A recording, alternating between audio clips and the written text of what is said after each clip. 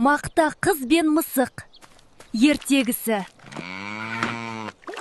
Баяғы өткен заманда, кең қазақ даласында мақта қыз өмір сүріпті.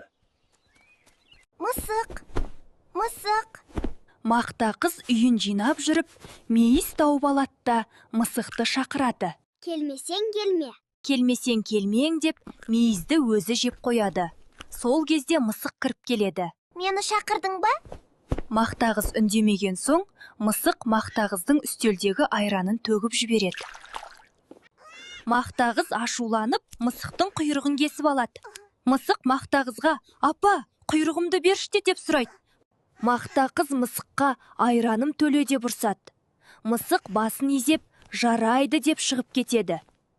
Мысық қордағы сиырға барады. Сиыр: "Маған айран бершің" дейді. Сиыр: "Маған шөп әкелсең, айран беремін" дейді. Мысық жайқалып тұрған талға барады.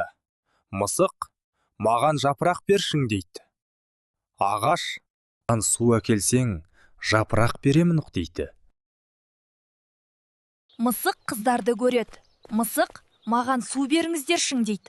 Қыздар: "Бізге сағыз әкеліп бер, біз су береміз" дейді. Мысық дүкеншіге барады, сағыз сұрайды. Маған жұмыртқа әкеліп берсең, сағыз беремін. Мысық тауыққа барады, жұмыртқа сұрайды. Тауық: "Маған дән әкелсең, жұмыртқа беремін" дейді. Мысық жылап, енді не істеймін деп келе жатып, алдынан ін қазып жатқан тышқанды көреді де, тап деп ұстап алады. Мысық тышқанға: "Жаныңның барында айт, үйіңде не барақ" дейді. Тышқан қорыққаннан бір кап тарыны алып барып мысыққа береді. Мысық тарыны тауықтарға береді. Тауық мысыққа жұмыртқа береді. Мысық дүкеншіге барып, жұмыртқаны береді. Дүкенші сағыз береді. Мысық қыздарға сағыз апарып береді. Қыздар мысыққа шелекпен су береді. Мысық ағашқа су береді.